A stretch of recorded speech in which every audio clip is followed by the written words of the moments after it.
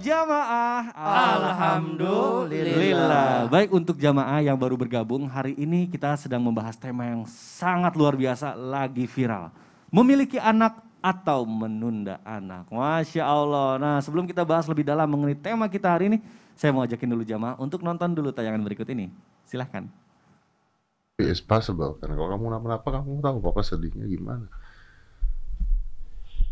It's worth it. The chances, even if the chances are like 100%, I don't care. Can Maksudnya apa? Chances 100%. for me to like not really live. It doesn't matter. So what? It is matter if you die. Then we can die together. It's fine. But why? Why? I'm not ready yet. Not ready for one. Nggak siap apa. Nggak siap untuk tanpa papa. Kamu udah gede kan? Kamu udah gede, udah papa udah siapin banyak hal.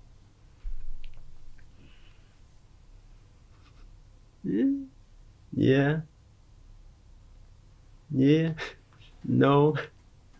Not really. Nggak siap apa? Kamu nggak siap apa? There's so many things and not ready. I don't know. Gak tahu. Mungkin hasil dari mendidik anak yang baik gitu ya bisa dibilang, karena anaknya cinta banget sama ayahnya, komunikasinya sangat bagus. Nah, karena pendekatan itu adalah fondasi penting bagi tumbuh kembang anak. Nah, kedekatan, kehangatan, dan rasa cinta kasih orang tua dapat membuat anak menjadi dekat dengan orang tuanya. Nah, Ustazah, kita lanjutin yang tadi terpotong nih. Yeah. Pertanyaan saya, bagaimana dalam ajaran Islam cara-cara pendekatan kita terhadap anak kita agar kita bisa menjadi tempat berkeluh kesah bagi anak atau bisa dibilang teman curhat. Dan bagaimana membangun batasan agar anak tidak menjadi kurang ajar karena terlalu dekatnya antara anak dan orang tua. Kadang kita juga nggak boleh gitu ya, udah anggap aja kita teman tapi nanti jadi takutnya kurang ajar. Ini mohon penjelasannya Ustazah, silakan. Izin Habib Abdullah Habib Usman Ibn Mikdad. Jamaah! Oh jamaah, Yeay. membangun kedekatan antara orang tua dengan anak adalah pondasi penting bagi tumbuh kembang si anak. Anak yang dekat dengan orang tuanya akan terhindar daripada depresi, apalagi pergaulan yang salah.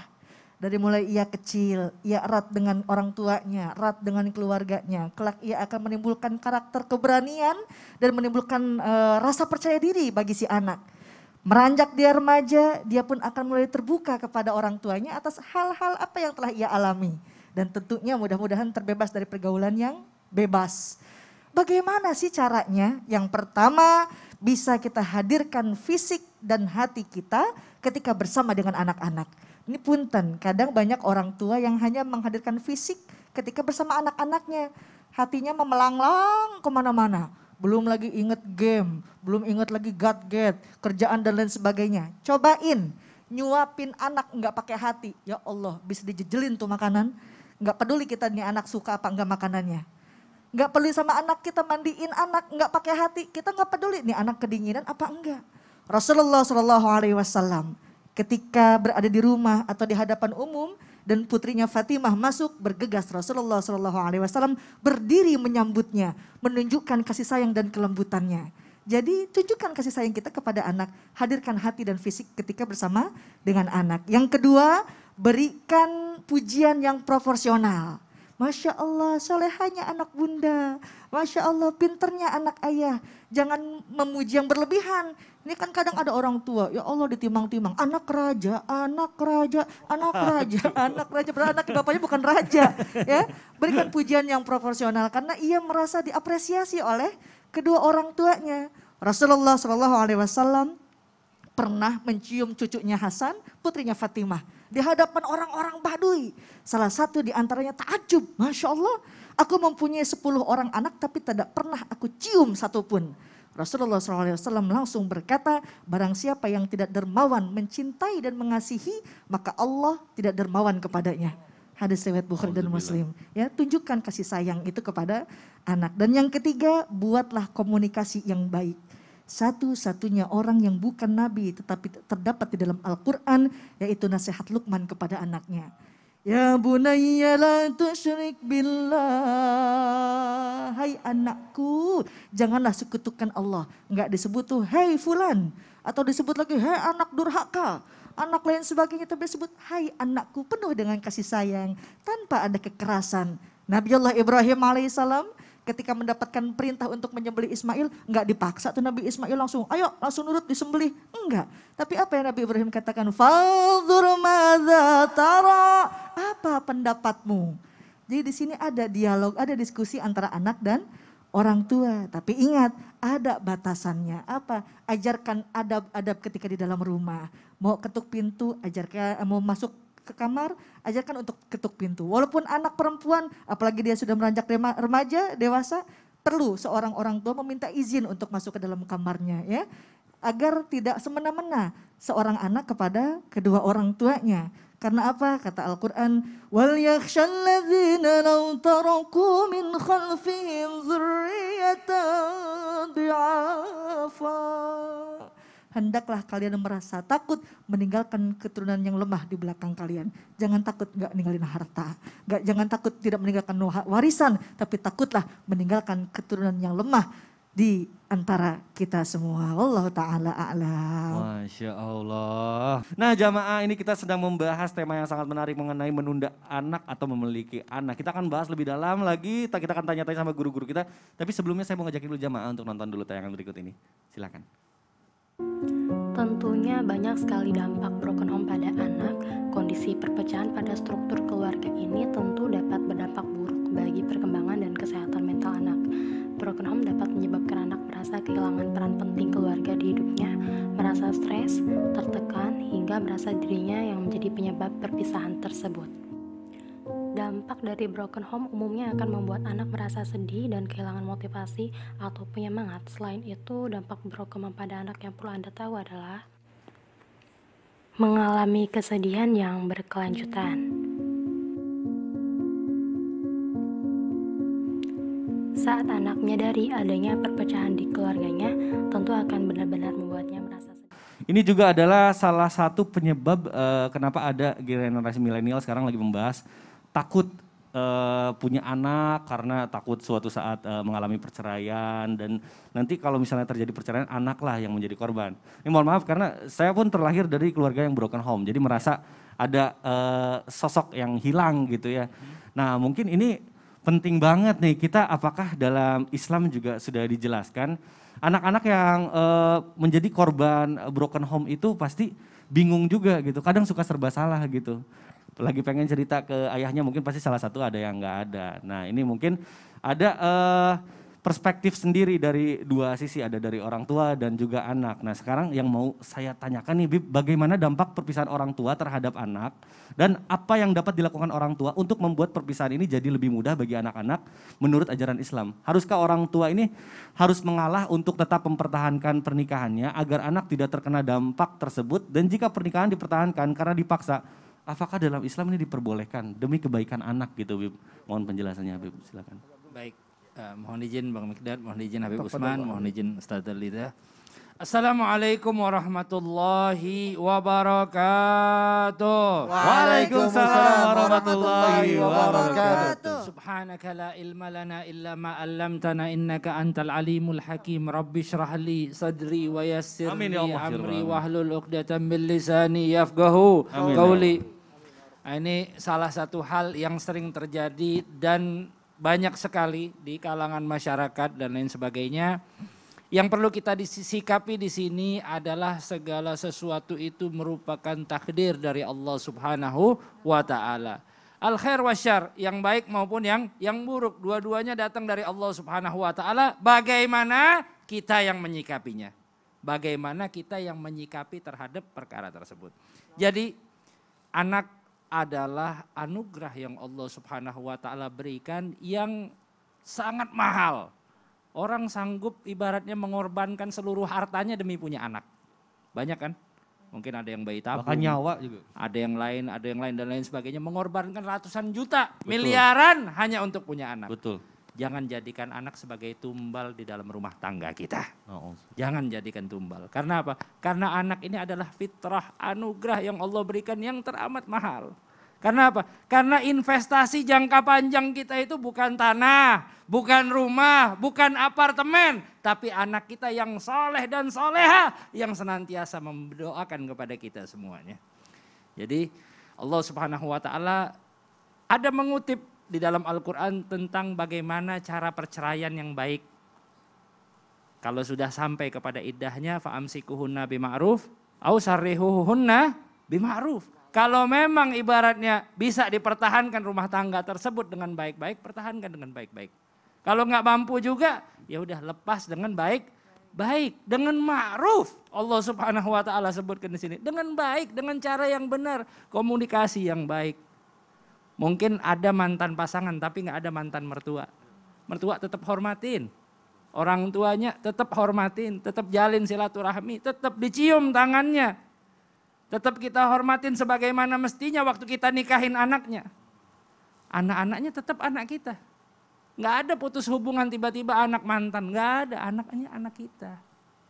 Nah, ini perlu ditekankan bagaimana Islam mengajarkan ausarrihuhunna bima'ruf. Bahkan setelahnya Allah Subhanahu wa Ta'ala menyebutkan wala tumsikuhunna diraran lita'tadu. Jangan sampai kita mempertahankan tersebut sampai akhirnya apa? Mendolimi. Berbuat zalim terhadap pasangan kita. Kita pertahanin rumah tangga ini demi anak-anak. Alasannya demi anak-anak. Tapi akhirnya apa? Akhirnya tersakiti. Baik suami maupun istri. Nah, ini jangan sampai terjadi. Sudah dijelaskan di dalam Al-Quran. Tapi alangkah baiknya kita melakukan hal-hal yang baik. Kalau seandainya terjadi cekcok, ayo koreksi bareng-bareng. Lapangin dada bareng-bareng. Seandainya istri yang marah, suami yang sabar. Suami yang marah, istri yang sabar. Nah, ini perlunya kita sebagai azwaj. Apa azwaj itu? Pasangan. Kalau pasangan itu apa? Pasangan itu nggak rata. Ada sisi yang nggak rata ditutupin sama yang nggak rata. Kayak kepingan sesuatu, kepingan keramik pecah. Pasti salah satu pecahannya itu melengkapi daripada pecahannya. Nah, kita harus membangun rumah tangga itu seperti itu. Dan jangan kita memblaming, kita menyalahkan daripada perkara ada anak. Karena anak ini adalah anugerah. Bahkan tadi Ustazah sempat juga ngutip salah satu ayat. Nahnu narzukuhum wa iyyakum. Nahnu narzukuhum. Kami yang memberikan rezeki kepada siapa? Humnya balik kemana? Ke aulad. Ke anak-anak. Wa iyyakum. Dan kalian dapat rezeki berkah anak-anak kalian. Nah, mudah-mudahan Allah jadikan anak-anak kita anak-anak yang solehah, yang membawa rezeki yang baik bagi kita. Amin. Amin, amin ya Allah ya Rabbal Alamin. Masya Allah. Baik jamaah, luar biasa tema kita hari ini sangat menarik. Dan sangat banyak sekali pertanyaan dari sosial media yang sudah masuk ke sosial media Islam Itu Indah. Maka dari itu langsung aja sekarang kita masuk ke segmen Tanya Dong Ustadz. Kami semua tanya dong Ustadz. Baik, Masya Allah luar biasa. Terima kasih jamaah untuk antusiasnya dan partisipasinya sudah mengirimkan pertanyaan ke sosial media Islam Itu Indah. Langsung aja kita bacakan, insya Allah nanti akan dijawab oleh guru-guru kita. Pertanyaan pertama ini dari Instagram @hamba_Allah. Mari kita baca sama-sama. Assalamualaikum Ustadz, Ustazah. Waalaikumsalam warahmatullahi wabarakatuh. Izin mau tanya. Ada tidak dampak buruk dalam Islam jika kita memaksa untuk ingin punya anak? Padahal kondisi ekonomi tidak memungkinkan untuk merawat dan membesarkan anak. Ini mohon dijawab Ustadz, Ustazah, terima kasih. Masya Allah, bagus sekali pertanyaannya. Boleh dijawab oleh guru kita Habib Usman, silakan Habib. Bismillahirrahmanirrahim. Allahumma sholli ala sayyidina Muhammad wa ala ali sayyidina Muhammad. Justru di dalam Islam anak itu adalah anugerah yang Allah berikan kepada kita. Anak adalah titipan dari Allah Subhanahu wa taala untuk kita jaga dan kita rawat. Wala taqtulu auladakum min imlak. Nahnu narzukuhum wa iyyahum. Ini kata Ustazah, kata Habib yang saya kutip barusan. Ingat, intinya jangan kamu membunuh anak-anak kamu. Karena apa? Kemiskinan yang kita derita itu bukan berarti kita nggak punya anak. Bahkan anak itu sumber rezeki. Allah yang akan memberikan rezeki kepada siapa? Anak tersebut. Sebagaimana dijelaskan, wa ma min dabatin fil ardi illa Allah rizquha wa ya'lamu mustaqarraha wa mustawdaha kullun fi kitabim mubin. Binatang melata yang gak bergerak aja dikasih rezeki sama Allah. Apalagi anak yang bisa bergerak. Rezeki yang Allah berikan, kita manusia bisa bergerak, dikasih sama Allah rezeki dengan kehendaknya Allah Subhanahu wa taala. Jadi ibu hati-hati. Dan semuanya siapapun juga hati-hati. siapapun yang tidak ingin mempunyai anak karena takut miskin, atau takut fakir, atau takut karena ekonominya, susah akan kehidupannya, maka ingat orang tersebut berdosa. Sekali lagi, orang tersebut ketika tidak ingin mempunyai anak karena takut fakir, miskin, karena ekonominya, maka berdosa. Dosa. Oh, alhamdulillah. Baik. Masya Allah Bu, mudah-mudahan terjawab ya. Jadi masalah rezeki insya Allah udah diatur sama Allah, udah tertulis di Lauhul Mahfuz. Amin. Baik, kita lanjut ke pertanyaan kedua dari Instagram @yuni1260. Assalamualaikum Ustadz. Waalaikumsalam warahmatullahi wabarakatuh. Waalaikumsalam warahmatullahi wabarakatuh. Saya dan suami sebenarnya ingin banget punya anak, tapi sudah 10 tahun ini belum dapat rezeki anak. Kata orang pintar yang bisa ngeliat, katanya saya dihalangi kekuatan goib. Kemarin ada yang dengki dengan suami dan saya, jadi dia mengirim sihir agar saya sulit punya anak. Apakah ada doa dan amalan agar menghilangkan sihir itu Ustadz? Karena saya sudah rindu banget pengen punya anak Ustadz, mohon solusinya. Masya Allah, baik. Boleh langsung dijawab oleh guru kita Habib Abdullah, silakan Habib. Ya, mudah-mudahan Allah Subhanahu wa taala berkahi dengan keturunan insyaallah kepada penanya yang budiman. Dan yang paling penting adalah kita berhusnudzon, jangan salah sangka terhadap tetangga dan lain sebagainya, akhirnya menimbulkan hal yang tidak baik.